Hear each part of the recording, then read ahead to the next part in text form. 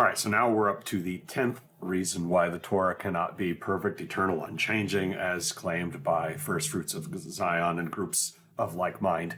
And that, of course, is the church. Let's look. It exists. In the New Testament, the church exists. Now, again, that may seem like an obvious statement because most people have assumed that the church exists. But First Fruits of Zion denies that Jesus or the apostles had any intention of founding anything outside of the defined boundaries of Judaism. They believe that what Jesus was doing, the apostles were doing, were a reform movement within Judaism and nothing else. End of story. So they come up with interesting arguments that might persuade folks that haven't been educated or haven't looked into the topic very, very deeply to say that, oh, well, the word ecclesia, it doesn't mean this and it doesn't mean that. And they try to say that there is no such thing as a church in the New Testament. Okay, let's look, right? Let's actually look at what the New Testament has to say. In the book of Acts, Luke is telling the story of a thriving and growing movement that's far beyond the diaspora synagogues. It's not within them, it's outside of them, and often, sadly, at opposition to them. So how is this a movement within them, under their leadership, under their guidance, under their instruction? Doesn't make any sense when you read the book of Acts.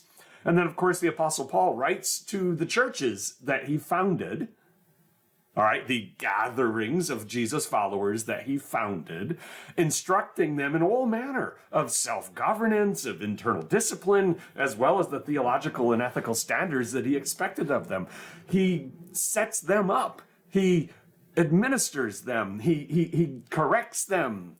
He guides them because they're a real thing. They exist.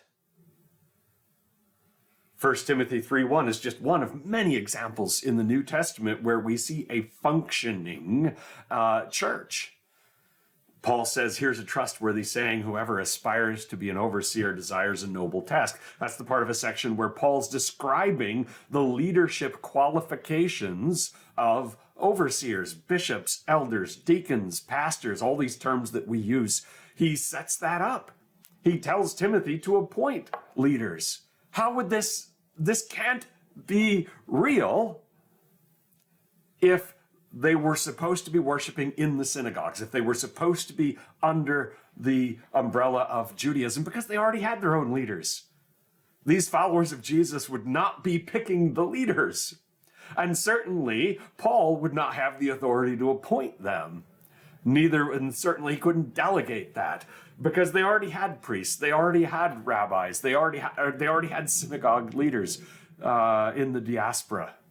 There was no need for this structure. There was no need for this leadership unless there really is a church, unless that's what the New Testament is telling us, and of course it is. So this is just number 10. Again, I could have done 30 reasons. I could have gone into great depth on each of them. I'm trying to make these short and small little segments for folks to briefly grab, the kind of thing you can share as you work with folks that have been pulled into this movement. Thank you. God bless.